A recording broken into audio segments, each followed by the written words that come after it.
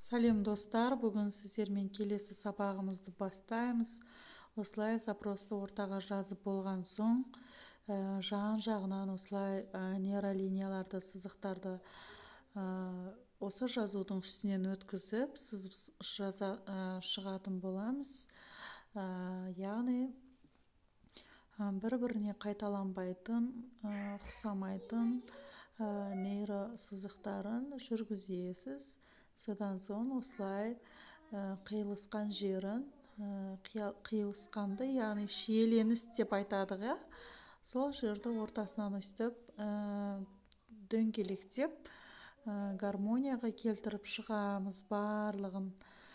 Қай жерден қиылысты барлығын асықпай отырып осылай гармонияға келтіреміз.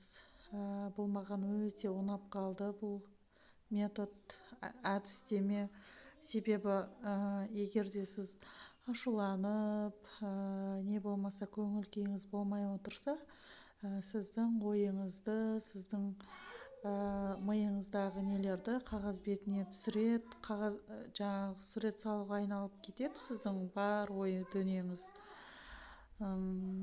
Өте жақсы екен, тынығып өз-өзіңмен салған.